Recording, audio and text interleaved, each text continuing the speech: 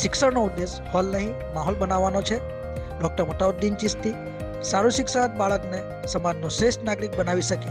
Doctor કિશોર Poriya, VC, HNGU. વિદ્યાર્થીઓને દિશા અને ગતિશીલતાનો પરિચય કરાવવો એ વાલી અને શાળાની સંયુક્ત જવાબદારી. Doctor Matauddin Chishti. HHFMC public સ્કૂલનો ભવ્ય વાર્ષિક ઉત્સવ યોજાયો. પાલેટ પાસે આવેલી HHFMC પબ્લિક સ્કૂલ CBSE અંગ્રેજી માધ્યમની શાળામાં દ્વિતીય વાર્ષિક રંગારંગ કાર્યક્રમ યોજાયો હતો.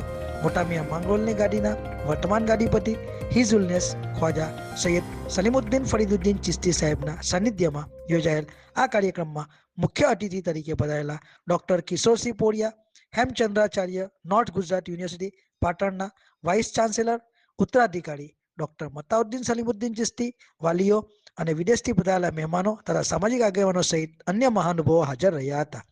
મહાનુભાવો કાર્યક્રમ સ્થળે આવી પહોંચતા શાળાના બાળકોએ ભવ્યાતિ ભવ્ય સ્વાગત કર્યું હતું.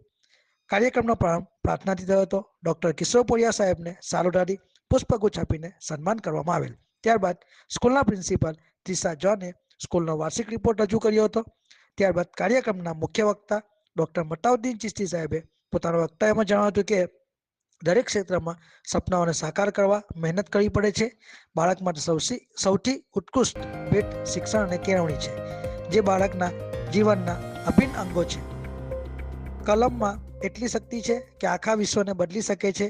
શાળા પરિવાર સાથે શૈક્ષણિક ટીમ અને વાલી મિત્રોના વિશ્વાસ બદલ પણ આભાર માની જણાવ્યું હતું કે વિશ્વ ક્યાં પહોંચી ગયું છે અને આપણે ક્યાં છીએ તે વિચારવાનું છે. શિક્ષણનો અંતિમ ઉદ્દેશ હોલ નહીં માહોલ બનાવવાનો છે.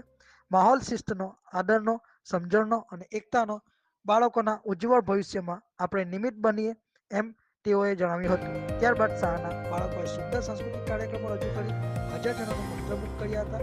ડૉક્ટર કિશોર પોરિયા, વાઇસ ચાન્સેલર, HNGU દ્વારા સંસ્થાના ધોરણ 10 અને 12ના વિદ્યાર્થીઓને તેમજ અન્ય ક્ષેત્રોમાં વિશેષ સિદ્ધિ હાંસલ કરનાર તમામ વિદ્યાર્થીઓને શિલ્ડ અને સન્માનપત્ર આપી બાળકોને વિશેષ સન્માન કરવામાં આવ્યું હતું. મુખ્ય મહેમાન ડૉક્ટર કિશોર પોરિયાએ પોતાના પ્રવચનમાં જણાવ્યું કે બાળકોને સારું શિક્ષણ સારો નાગરિક બનાવી શકે છે અને પ્રસંગને અનુરૂપ વાત કરી હતી.